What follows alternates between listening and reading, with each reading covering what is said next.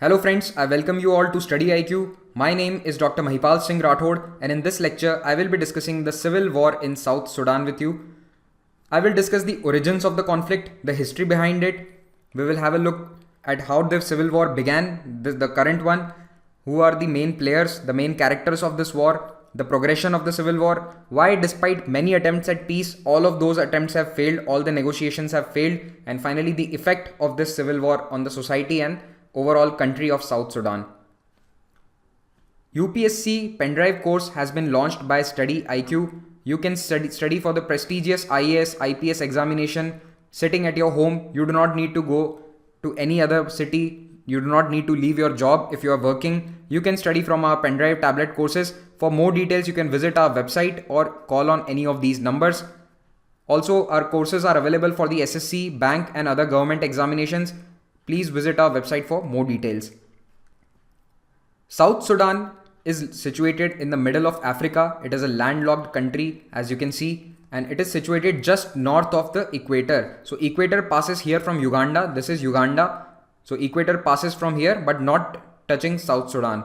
But the southern region of this country will have equatorial climate. That is why the provinces are also called as Equatoria here. We will see this in the map in the next slides. It was originally part of Sudan. So this is the country of Sudan. It was a large country, a huge country, and there were some historic differences between them that I will discuss. Due to this, there was a civil war and they got separated finally in 2011. South Sudan gained its independence after a referendum in 2011, but after that, just 2.5 years later, it was embroiled in a disastrous civil war since December 2013, and this has been going on till now. As of today, I am making this video in June 2017. The civil war is still ongoing. It has caused massive displacement of population. Around 35 lakh people have left their homes and gone to refugee camps either in South Sudan or in neighboring countries like Uganda. There is a severe famine that is affecting South Sudan currently, and it is mostly man-made. What is the origin of this conflict? For that, we need to study the history of Sudan a little bit.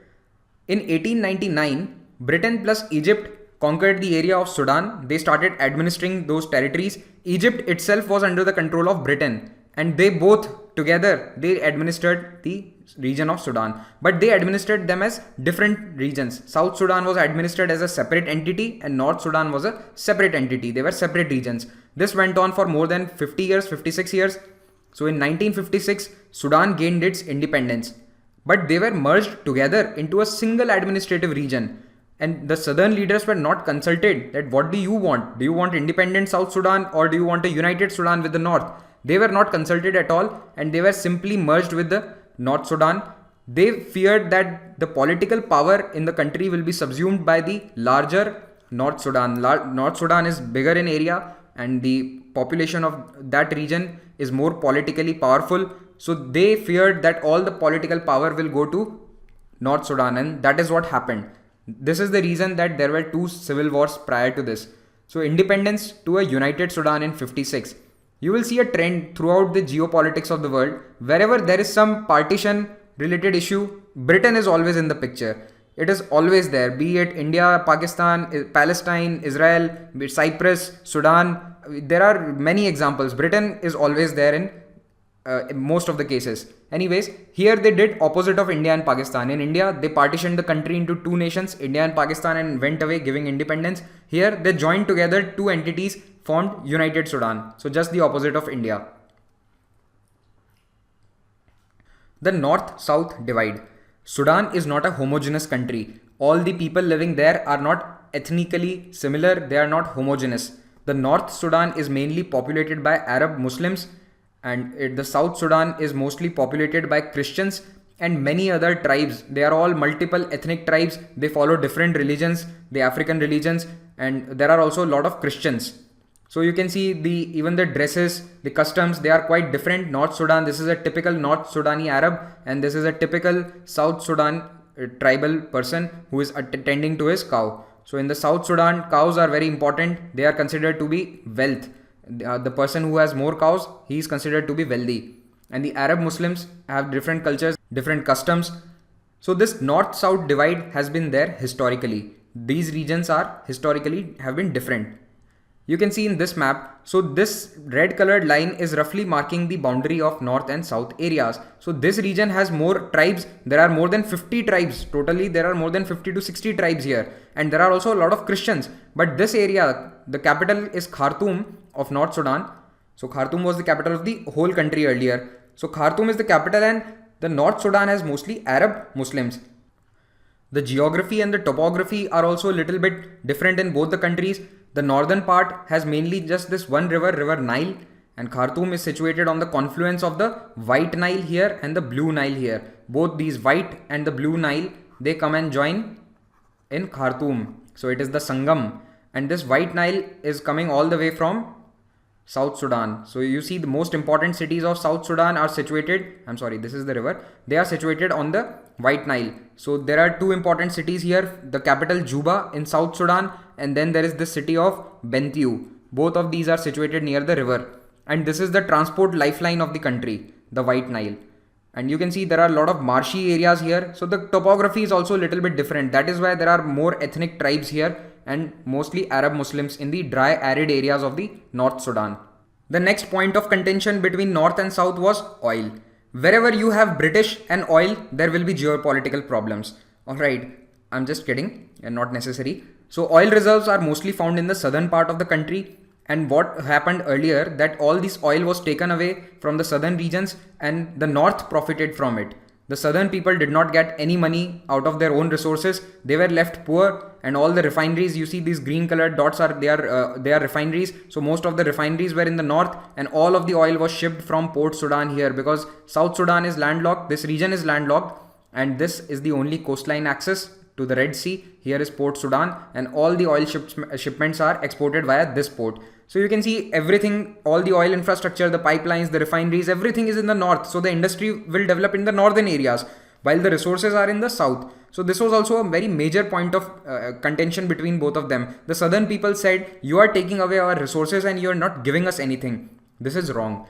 So apart from the cultural differences, the historical, religious and ethnic differences, this was also a major point, the economic problem. Due to these reasons, there were two civil wars in Sudan before the current one, before the one which we will discuss later. So the first Sudan war started even before they became independent. So Sudan became independent in 56, just before that when the talks were going on. Actually in 53 they had decided to give independence. So in 55 this war, civil war started, and the southern people made up militias and they started fighting the north, and this went on for many years. It went on for 17 years. In 72 this war was finished, and 5 lakh people lost their life. 500,000 people lost their life in this, one of the longest civil wars. Then there was phase 2. This is the second Sudan war, and the people of South Sudan call it the War of Independence because they got independence at the end of it. So this went on till 2005. Can you tell me how many years? My maths is a bit weak. So this is 22 years. And who was the major fighting group here? Sudan People's Liberation Army, commonly known as the SPLA. SPLA was the major fighting militia, the main fighting group, and this was a disastrous war. It is one of the deadliest civil war the world has ever seen. 2 million people died, 20 lakh people died in a country of population less than 80 lakh. 20 lakh people had died in this civil war. Can you imagine that? It is 1/4 people of a country dying. So this is horrific. This war was horrific. But at the end of it, in 2005, there was a peace agreement between North and South, and they decided to give them independence after few years. After the long civil war in 2005, this peace agreement was signed between the government of Sudan, that is Sudan Khartoum, and SPLA. Now this SPLA, that is the army, decided to become a movement, a political party. So it became the SPLM, Sudan People's Liberation Movement. And the agreement said that SPLM will form a government. South Sudan was given autonomy. It was made into a semi-autonomous region, and it was given 6 years of time for transition. So for 6 years, there was a government by SPLM and a semi-autonomous region. Oil revenues were shared half between 50-50 between the government of the North Sudan at Khartoum and SPLM. And after this time of 6 years, there was a referendum held in January 2011. 99% of the people voted for independence, and thus South Sudan became the youngest nation of the world. It was the 193rd country to join United Nations. And although everyone was very happy, Obama especially was very happy because US was trying for a long time for their independence. Everyone was very happy that okay, we have made a new nation peacefully. See, referendum works. But these tensions were going on beneath the surface. Many of these strategists, many geopolitical experts started commenting that South Sudan is bound to fail at some point of time because of the large ethnicities they have. And the government of South Sudan has not taken care of all the ethnicities. They have not given representation to everyone. We'll come to that. So after 2011 referendum, a new government was formed again by SPLM, and the president was Salva Kiir, the leader of this party. So Salva Kiir invited Riek Machar to join the government. Riek Machar became the vice president. He was from the second largest ethnic minority. Salva Kiir was the leader of the largest ethnic minority and he was the second largest. And although both of them belonged to SPLM, but they were against each other. They did not like each other since a long time. They were not the best of friends. But still he invited him in a goodwill gesture, and Riek Machar joined the government. But after few months only, Riek Machar started bad-mouthing Salva Kiir, saying that he is not doing good. I will fight the next election against him. Before going into that political nitty-gritty, let's have a look at the new country of South Sudan. So these are its borders. On the north, it had Sudan, the parent country earlier. Then on the west, it had Central African Republic.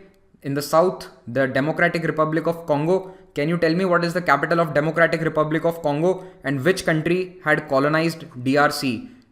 Most of the African countries were colonized by Europe in the 19th and the 20th centuries. Tell me which country had a colony here in Democratic Republic of Congo. Then in the south, another country is Uganda. Here is Kenya, boundaries touching with Kenya. And on the east, there is Ethiopia. So these are the neighbors of South Sudan. The major river of this country is White Nile. This is the White Nile and it forms the lifeline of the country. You can see it traverses the entire country, and the blue Nile is coming from here. Both of them meet up in Khartoum, Sudan. Then Nile flows into Egypt and then into the Mediterranean Sea. So the capital city is Juba, and another large city here was Bentiu. This is the provincial, this is the map of the provinces, not important, just to show this that unity, this name will come in the subsequent slides. So this is the Unity province and the capital here is in Central Equatoria. You see all these are named Eastern Equatoria, Western Equatoria because they are near to the equator but just above the equator. Can you tell me what latitude is India's southernmost point situated at? Please tell me in comments. Let us see how is your Indian geography. Then there is a general profile of the country. So this new country of South Sudan has large oil reserves. It has huge oil reserves and everyone in the world was very happy that now South Sudan will develop. But they did not see some things. There were no roads in the country. There was hardly any infrastructure present because all the earlier infrastructure was developed in north. There was a civil war going on for the past 50 years, so any kind of development activity cannot take place. It is obvious. But suddenly a new country has no roads, no infrastructure. Can you imagine how big a challenge that is? But they have oil reserves. So White Nile was used as a lifeline. It was used for trade and transport. The population of this new country was approximately 11 million when in 2011-12. So just a little over 1 crore. There was no tradition of a centralized political authority in the various ethnic groups that are present in South Sudan. No tradition at all. The ethnic groups over the period of history, they had been ruling over their own territories, the small areas that they were living over. They exerted control in that. There was no central political authority. They kept on fighting amongst themselves and they considered cattle as a measure of wealth. So if someone has 1 lakh cattle, he will be the Ambani of South Sudan. If someone has 10,000, then he will be the upper middle class. The 10,000 will be upper middle class. So cattle is very important. Do you see a resemblance to the earlier Vedic society, the Rig Vedic society? Do you see some resemblance here? Here also there are frequent cattle raids and there are many people fighting for cattle because it is considered as wealth. It is also given as a gift in marriage as dowry. So these cattle raids were not that harmful earlier when there were no guns 100 years, 200 years ago. But now everyone has AK-47 over there due to the various civil wars. So many guns have come into the country. So you can see normally people taking their cows out for herding and they have AK-47s with them. And due to this use of weapons, there are a lot of deaths. In fact, after the 2013 civil war started, In the past 3.5 years, 5,000 people have died just because of these cattle raids, because the raids have become more fierce, because there is no law and order in the country. So there are more and more cattle raids. One another thing, due to this lack of centralized political authority earlier, the ethnic groups have not come together in a very cohesive manner. This is a problem for democracy all over South Asia and Africa. See, in European states, the population is more or less homogeneous. They follow one religion. They are all of the one race. But in Asia, Africa, even in India, as you see, there are lots of ethnic groups. There are multiple lingual groups. So who will be the ruling power? Whichever has more number. Such is the system of democracy that if one tribe is 35% and another is 20%, so this one will have more chances and this will be in power more often. So what about these, the 20%, 10% people? The Sri Lankan civil war was also caused due to this problem only. If you remember my earlier video on the Sri Lankan civil war, if you haven't seen it, kindly go and search it in the playlist.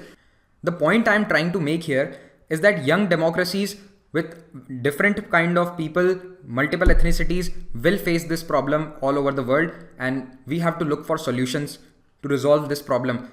Now I will talk about the 2013 civil war. So in 2011, the government was formed with Salva Kiir as the president. He is the man with the hat. He always wears a hat wherever he goes. So Salva Kiir became the president. He belongs to the Dinka tribe. Remember this, mark it as star if you're making notes. Dinka tribe is the one to which Salva Kiir belongs to. 35% population of South Sudan is Dinka. Then Riek Machar is the vice president and he belongs to the Nuer tribe. And this Nuer tribe is 15% of the population. It is the second largest ethnic group. And these are not the only two tribes. There are more than 50 small or big tribes in South Sudan. But these are the two major ones. So Salva Kiir and Riek Machar, although they were not the best of friends, they still formed this unity government. But only after few months, this person started bad-mouthing Salva Kiir. He said that he is a dictator. He does not listen to everyone. He does not take care of the various ethnicities. So I will fight the next election against him. In 2013, the war of words escalated. Salva Kiir said that Riek Machar is attempting a coup against me. What is a coup? It means trying to overthrow a president or an elected government. So he said that Riek Machar is trying to overthrow me as a president and he wants to take up power. That is why he dismissed his vice president. Riek Machar was dismissed from the post of vice president and Kiir sent tanks to his home at night. But he ran away. Riek Machar escaped from his house and he went away to his area, his home state. So thus the civil war broke out on 15th of December 2013. Riek Machar formed another organization called SPLM-IO. IO means in opposition. So this was a splinter organization from the SPLM. Both of them belong to SPLM. Alright, remember this. They were against each other but both of them were part of SPLM. So he formed SPLM-IO in opposition. And thus, this small political squabble between these two leaders escalated into a large-scale ethnic violence. There was no cause of fighting between the Dinkas and the Nuers.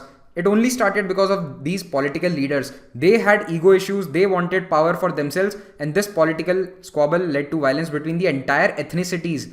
And this turned into a civil war that has devastated the countries. As this civil war broke out, the army split. All the Dinka soldiers started supporting Salva Kiir. The Nuer soldiers supported their leader Riek Machar, and there were clashes among the army groups all over the country. There were also mass killings along ethnic lines. The Nuer started killing the Dinkas wherever they could find them. The Dinka started killing the Nuers. They went from house to house asking who was a Nuer and they started killing Nuer. So this was ethnic cleansing. You are killing someone only because of their ethnicity, to a race, to a group or a tribe that they belong. No other reason. Just you are killing them just for being their own ethnicity. That is called ethnic cleansing. Both Mr. Kiir and Mr. Machar had prominent supporters from each other's community. It means Mr. Kiir had supporters in Nuers and Machar had supporter from Dinkas. And later on, other ethnicities also joined these groups. So some tribes went with Machar and some went with Kiir. There should be an N here. Some went with Machar and some went with Kiir. Why did people go with Machar? Because there were many small tribes. They said that Salva Kiir is a dictator. He is behaving like a dictator, although he was elected. And he is not taking care of all the smaller ethnicities. He is only looking after his own Dinka interests. And this is wrong. Everyone should be given equal representation. We are also part of South Sudan. We should also get some political power. We should be having representation at the political authority, in the political authorities. Thus, the entire country has split into two factions. Now many tribes are supporting Mashar, many are supporting Kir. So it is no longer a fight between just Dinkas and Nuers, but all the tribes are split along the ethnic lines. Forces backed by Mr. Mashar seized the key town of Bentiu, which is a capital of the oil producing Unity State. And there are huge oil reserves here in the Unity State. I showed you in the map earlier. After that, they were defeated here at Bentiu. Later on, again, they came and captured Bentiu, and there was a big massacre here in the mosque of Bentiu. 200 people were killed in the mosque. The country is awash with guns after decades of conflicts, and there is a history of ethnic tension, and this has led to widespread violence. The ethnic differences are there in many countries. But why is this civil war going so badly in South Sudan? The reason is the long 50-year civil war earlier. So all these guns were still remaining from 2005 civil war. It was very recent. 8 years ago the civil war ended. So many people were still having the guns. There were a lot of AK-47s available everywhere. Also there was a history of ethnic tensions from the previous time periods. So all these things added fuel to the fire, and this civil war became a deadly one. But only after 1 month there was a ceasefire. The neighboring countries intervened. They got both Salva Kiir and Mashar together, and they signed like two small kids who have just had a fight, and some adult asked them to shake their hands. Such were their facial expressions here. But this ceasefire failed within few days, so it was unsuccessful. Again, for 1 year the fighting went on. Later on in August 2015, the compromise peace agreement was signed. As the name says, it was a compromise. Kiir agreed that okay, Mashar can come and join the government again. And April 2016 he came back to the capital. Mashar returned to Juba, and he was appointed as vice president again. So you can see there is conciliation. But you see, after 3 months, only after 3-4 months, again the fighting breaks out. In July, Riek Machar and Salva Kiir were meeting inside a building. Outside the building, their bodyguards or the soldiers, their supporters started firing on each other. Machar said that Kiir's supporter fired on my supporters, my army people. Similar thing was said by Kiir, that Mashar's soldiers fired on my soldiers. Anyways, we don't know what happened, but fighting broke out in Juba in a huge way, and this spread to entire country. Within few months, the entire country was fighting again. There were widespread clashes all along the provincial capitals, all in the rural areas, everywhere. In 2016, late 2016, this is the situation of the country. All the green colored area that you see, that belongs to SPLM-IO. That means Riek Machar. And the pink colored area belongs to the government. Who is the president? Government is under Salva Kiir. So the pink colored area is of government. One organization that has come in news due to this South Sudan civil war is the IGAD, Intergovernmental Authority on Development. This is an East African trade bloc. It is a trade bloc, and the headquarters is at Djibouti. Why I am telling you about this? Because the two peace agreements that were signed were because of the efforts of IGAD. Although UN also intervened, US, UN, all these major countries also intervened, but mainly it was the IGAD because they are all members of this. Even Sudan is a member. So see this map here. North Sudan is a member, South Sudan is a member, Uganda, then Kenya, Somalia, Ethiopia, Djibouti. The headquarters is also in Djibouti city, and Eritrea. So all of these are members of the IGAD. Why I am telling you about this? UPSC is fond of asking such small regional organizations these days. Gone are the times when you will be asked about African Union. Everyone reads about it. Now you will be asked about IGAD. Also read up about East African Community, EAC. This is also a regional organization based here in Central and East Africa. Moving on. Why is peace so elusive in this conflict? We have seen there have been many negotiations. Twice the negotiations happened. Twice they broke down. What is the reason? First, there was a lack of international effort. The two senior leaders who could have done something were close to their retirements. Obama was close to ending his tenure. Similar was the situation with Ban Ki-moon. And both of them were gone by the end of 2016. So by the time this civil war started again in 2016, both of them, they ended their tenure. So they couldn't do anything. Anyways, a retiring president has always many other things to look at. But now the new president, Donald Trump, let's see if he gets time to look at South Sudan. And the new UN Secretary General, Antonio Guterres, we have to yet to see any statesman-like capabilities from him. We have to see how he performs. Second reason is that all the neighboring African countries have some interests of their own in this conflict. Some are supporting Riek Machar due to some reasons. Others are supporting Salva Kiir. Mainly that reason is oil. So for example, Egypt is said to be supporting Salva Kiir and not Riek Machar, because they want some favorable deals with South Sudan. Everyone wants good deal with them. They will think that whoever has control over the oil reserves, they will try to back them. And Riek Machar also has some backers because he is controlling the oil producing areas. So oil is very detrimental to any peace. Oil always causes geopolitical problems. It always causes instability in most of the countries. You can also see the examples of Venezuela. It has huge oil reserves. Still, it is facing such problems today. 2017, Venezuela has been completely unstable. Then China and Russia are preventing Security Council from taking action. They have vetoed any kind of Security Council action because they have their vested interests. China is supplying this civil war with weapons. They are making huge profit. Many weapon suppliers are also illegally supplying weapons to this conflict. One time, the invoice of the weapons that were sold by Chinese weapons company to this South Sudan were leaked to the media, and we can see they are selling thousands and thousands of guns to this conflict. So they will never try to bring peace here. Weapon suppliers, they also have a big lobby. They also don't want this war to stop. Otherwise, who will buy their guns? How will their business run? When fighting broke out in Juba in July 2016 for the second time, at that time many Indians were there in Juba. For them, Indian government started an operation Sankat Mochan. It was an Air Force operation where they airlifted Indian civilians and also other nationalities from the war-torn Juba. They were brought to safety. The person who led this operation was General V.K. Singh. He is the Minister of State for External Affairs. India is also part of the UNMISS. This is the United Nations mission in South Sudan. 7 Indian soldiers have been martyred in Sudan while protecting the people of Sudan, South Sudan. So 7 Indian soldiers in 2013, 7 of them were martyred. So India has been a prominent part of the UNMISS. Now I will discuss the effects of this civil war on the people of South Sudan. 50,000 people have been killed in a population of just 1 crore 10 lakh. This is a big number.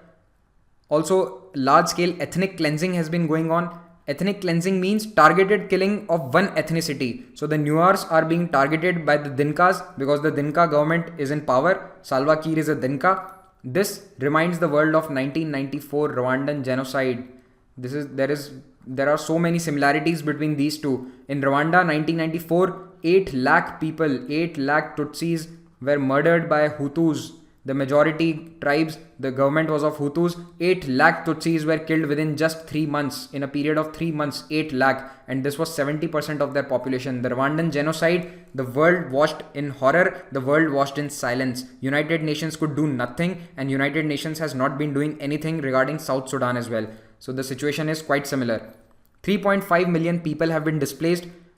3.5 million, that is 35 lakh in a country of 110 lakh, 1 crore 10 lakh. So almost 30% of the population has been displaced from their homes. 20 lakh are inside South Sudan. They are displaced within the country. 15 lakh are now living in other countries like Uganda. The Bidi camp in Uganda is presently the largest refugee camp in the entire world. There are more than 3 lakh refugees living in this camp. So it is not a distinction to be proud of. And due to these large numbers in camps, there are diseases spreading. There has been large scale cholera outbreaks in these refugee camps, and a number of women have been raped in these shelters. According to one NGO report, 70% of the women who are living in these shelter camps have been raped at least once. If this number is true, I think the world should just hang its head in shame because we have done nothing. 70% of the schools of this country have been closed since past 3 years. The kids have no education. Hardly 30% of the schools are open. And there also, since killings are going on, I don't think people can go to school in such kind of a atmosphere when there is no law and order. 6 million have been affected by famine. What do you mean by famine? It is a situation when there is nothing to eat. When people are going hungry, they could die of starvation. So it is a situation of starvation when you don't have anything to eat. 6 million people, more than half of the population is undergoing a famine. These are the main areas where the famine is present. Unity, this is the most affected area. Then this region, because these are the Nuer regions. Why are these being affected? Because the Salva Kiir government, it is stopping aid. It is stopping UN supplies to these areas. They are not allowing volunteers. They are not allowing United Nations people to go there and supply food.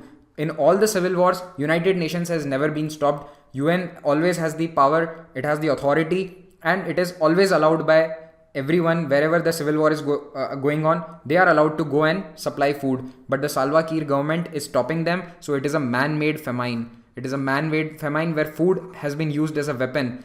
Along with Yemen, South Sudan is the worst affected place in the world right now where famine is present. And both Yemen and South Sudan are man-made famines. There also Saudi Arabia has an embargo. They are not letting aid reach Yemen, and Yemen depends for most of its food supplies. Yemen depends on imports. Yemen is not a very fertile area where there are a lot of food grains. No, it has historically depended on other regions for its food.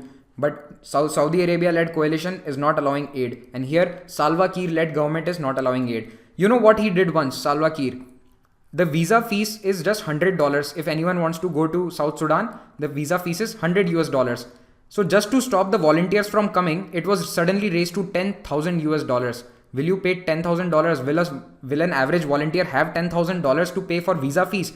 So such kind of measures have been adopted by the government. With this, we come to an end of this lecture. I hope you liked it. Kindly give me your feedback in the comments, and also suggest me topics. If you want me to make more such videos, you can suggest them in the comment section. Have a good day. Thank you for watching.